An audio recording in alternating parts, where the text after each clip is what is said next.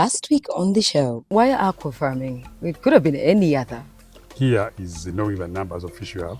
Yes. You can go to the tank Yes. and see the number. You can sort them out.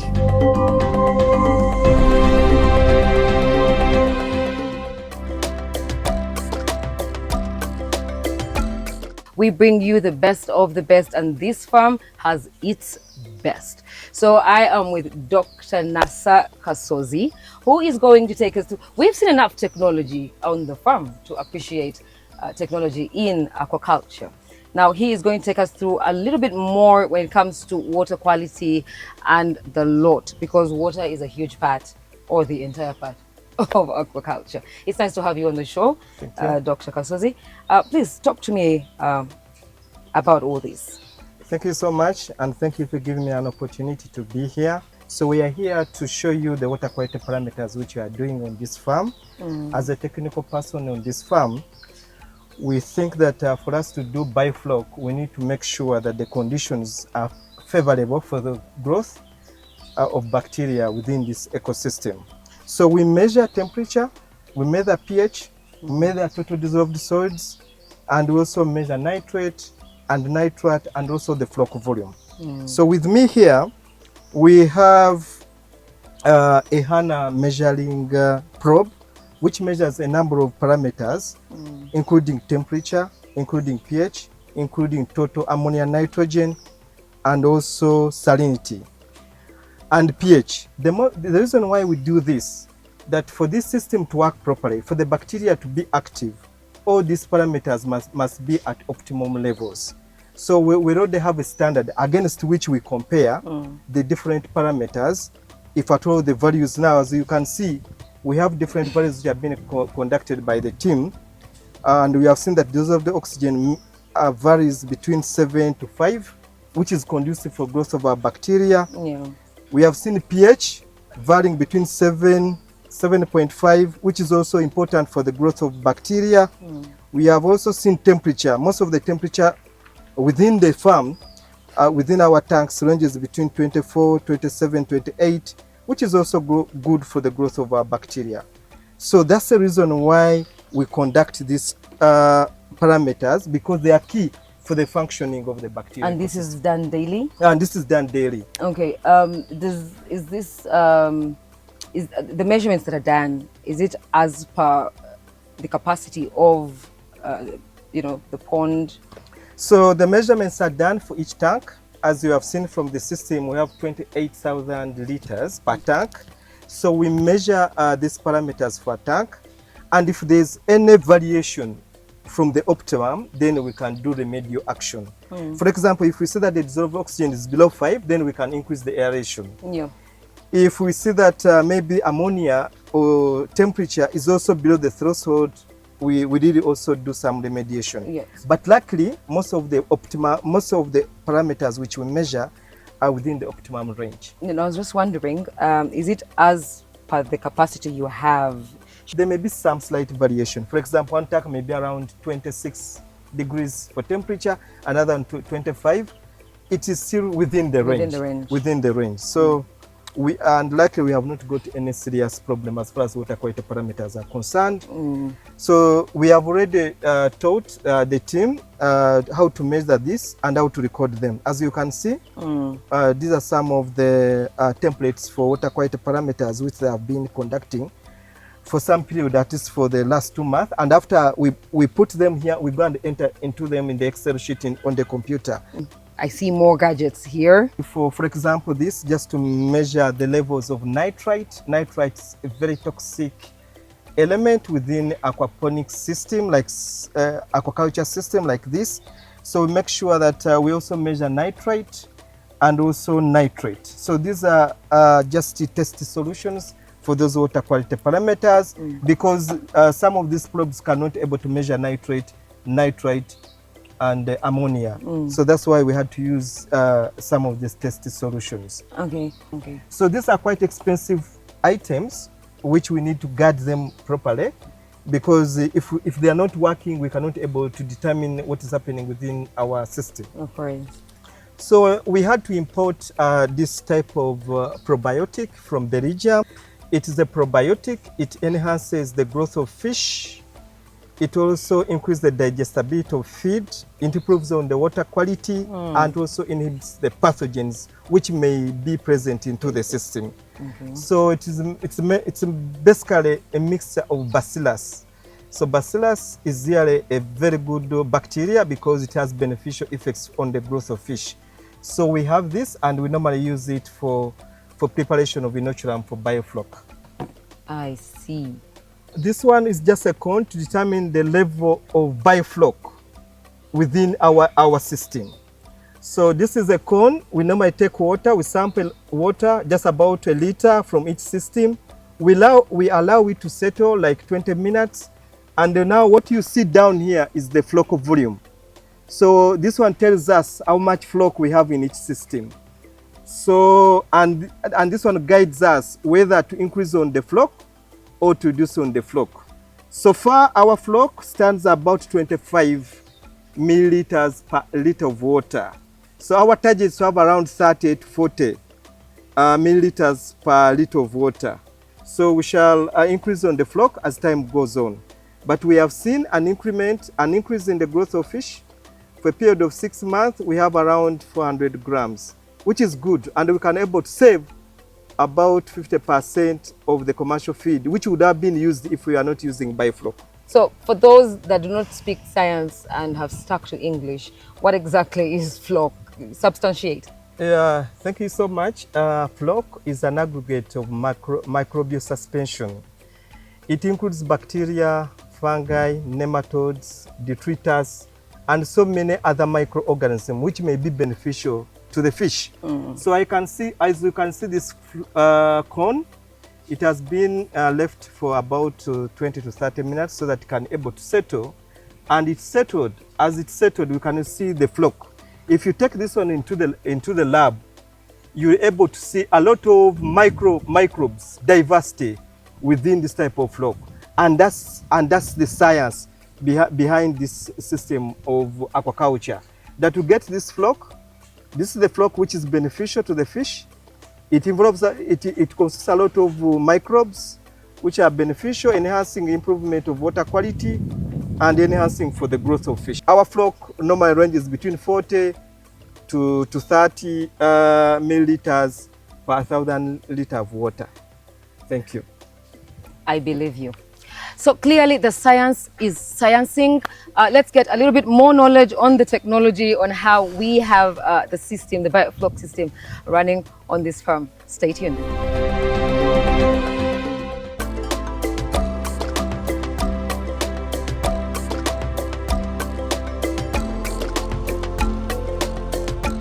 So this is what's pumping the oxygen into the tanks. And that's why you need powerful tank.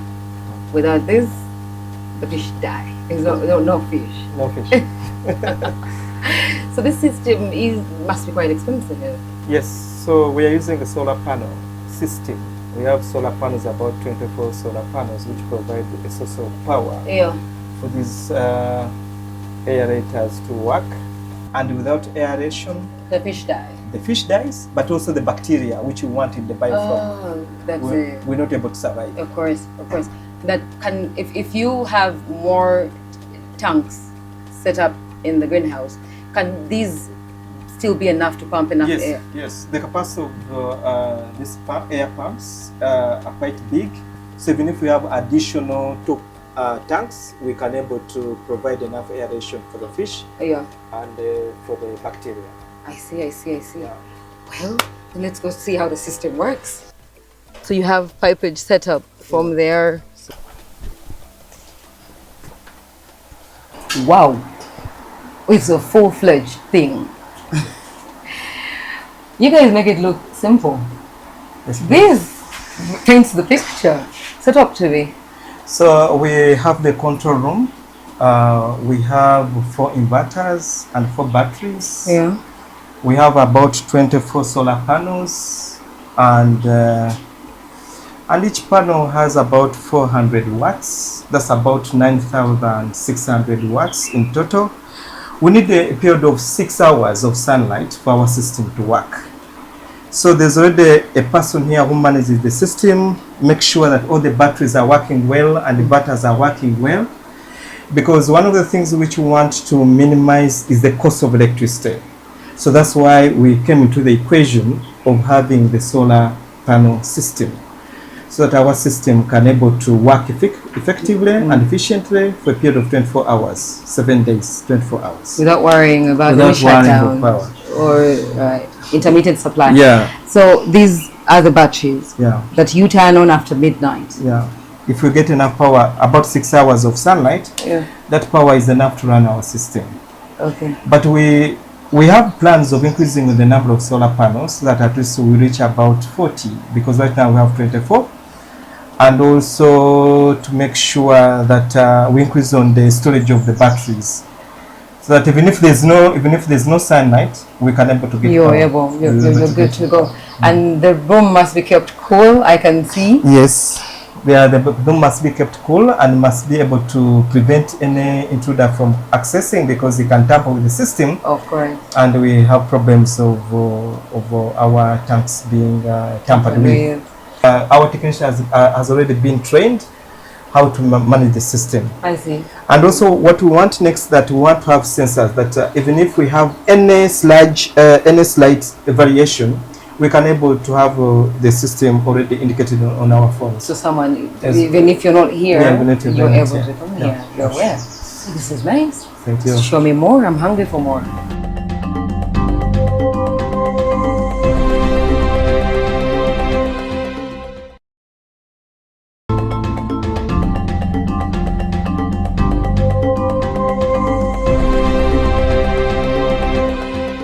That's our backup.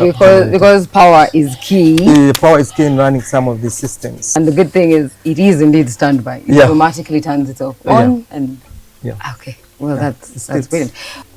Is there anything that can be done about a constant oxygen supply in the tanks without having to worry about 24 hours of electricity supply?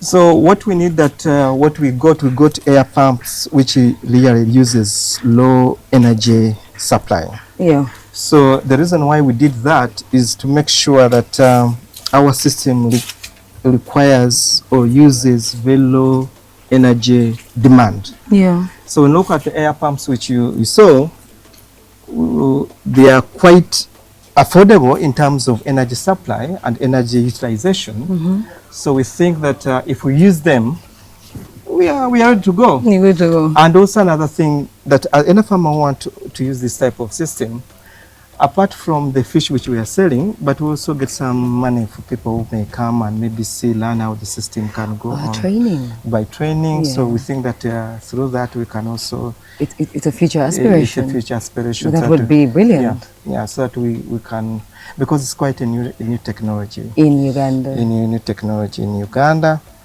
And we have seen that you can almost save 50% of the commercial feed which you are using. And in the long run, even save a lot more. Yeah, because we know that 70% of the operating cost of aquaculture depends on feed. So any challenges that you face, apart from the electricity issue, because clearly that is your biggest challenge. Yes. You don't have to worry about the predators. I noticed some extra friends you have here. So one of the challenges, as of course you have already mentioned, is that the cost of electricity and also the technical bit, because it was something which is new. Yes. Through combination with so many stakeholders, we had to establish this system. Of course, through trial and error. Of course. We had some challenges. The first system that was not working well, but now we are trying to stabilize. Fish was dying, but now we have seen that the fish is manageable. Yeah. The mortality has greatly reduced. Yes. So this one provides water, underground water, to supply the system. Oh. So it's also a backup mechanism to make sure that, even if there's a problem of water, we can also get a backup. Yeah. Now, some people will get someone to drill for them underground water. Yeah. Would you say any underground water is safe? No, what we do before we utilize the water directly from underground water, we first keep it for some 2 days to 3 days to see, because there could be some dissolved gases which may have an effect on the growth of fish. Exactly. So as we're keeping that water for 2 to 3 days, we also measure to see how pH, how absorbed The oxygen. water quality must be up to standard. before being integrated into the system. Ah, I see, I see. As the water is being pumped from that, it is kept here where we monitor it for some 2 to 3 days. This clear water. Oh, this is from underground. It's from underground. So after some time, we are sure that amount of water we want to incorporate in our system, then it can be used. Oh, I see, I see. So, and we do aeration. I can see that. Yeah, because there could be air. some level of carbon dioxide and which may affect our Which our want to fish. alleviate. We want to alleviate. So we have our system. As you can see, the color of the water, and you see that foam which is formed. Yes. So this is what we call the Biofloc technology. The reason why we have gone for Biofloc technology is to make sure that we reduce the cost of feed. Yep. We improve on the quality of the fish. Yes. But also at the same time, we make sure that the quality of the water is also improved. But above all, also some pathogenic bacteria, which may be in the system, may also be reduced because of the Biofloc.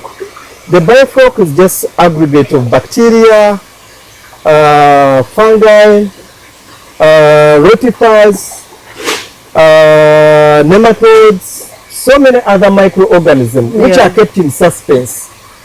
So when they are kept in suspense, they provide those beneficial factors. Yeah. But we have to make sure we add carbon.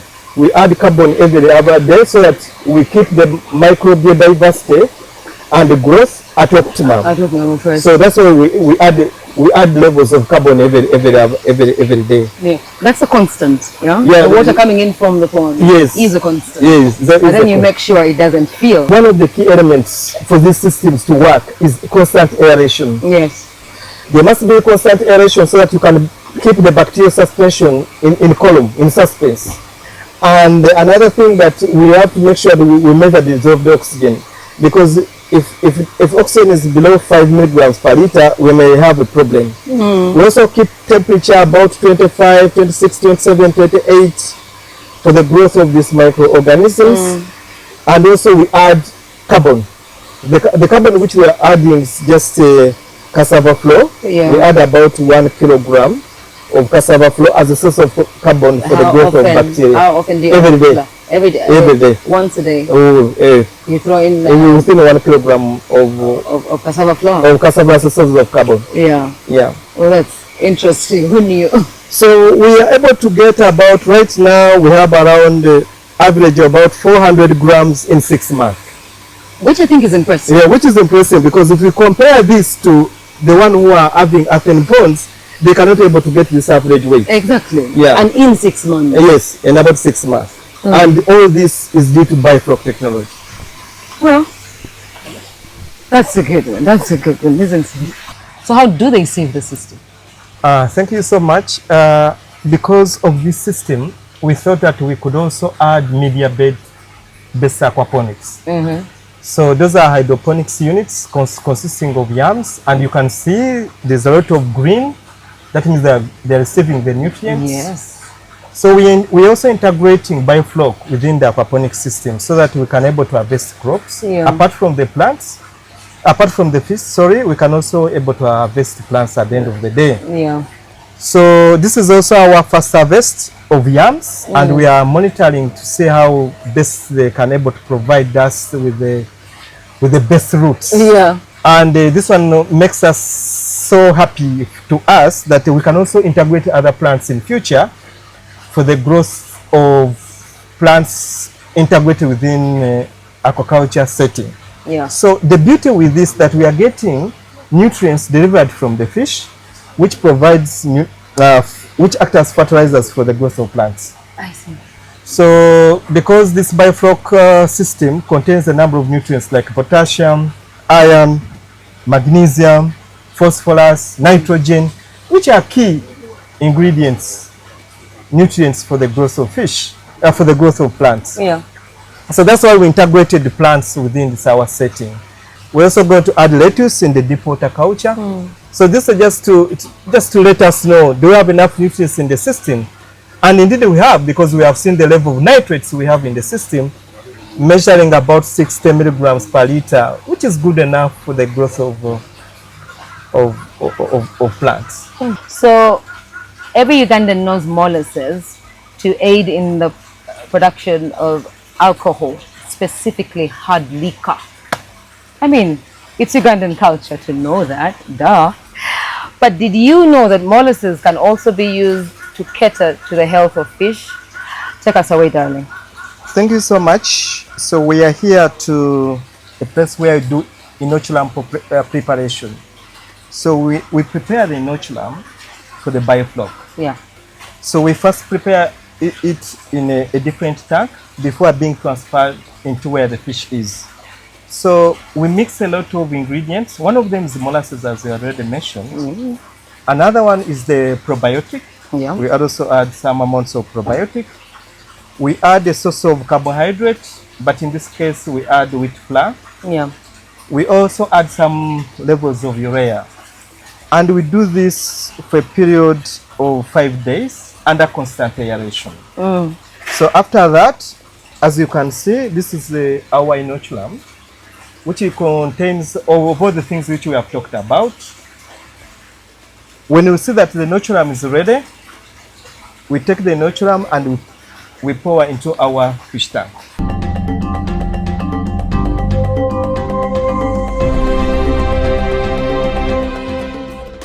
This is our store where the fish are stored. From here, we take them to a grinder, which is this one, because fish food must be in very small particles.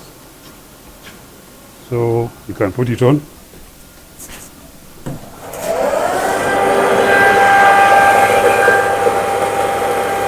So we get our powder here and put it in this mixer. So we have to roll this one so many times that it's homogeneous. Then we take it to our pellet machine. Pellet making machine. It is this one. You put the feed here, then it comes out from here. So they are supposed to be floating, because when you put it on water, they're not supposed to sink. When you sink, you cannot be seeing them. Make sure they're on top. When they stop feeding, then you stop feeding them. So to add value to our fish, we have to dry the fish. These are dryers. Each has a capacity of 50 kilograms per day. And they look like this.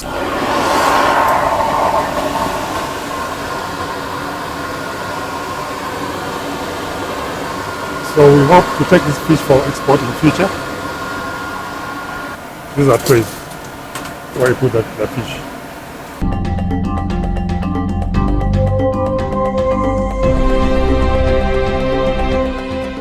Did you learn? Because I know I did. So much science was spoken, but hey, at the end of the day, you pick something and it inspires you.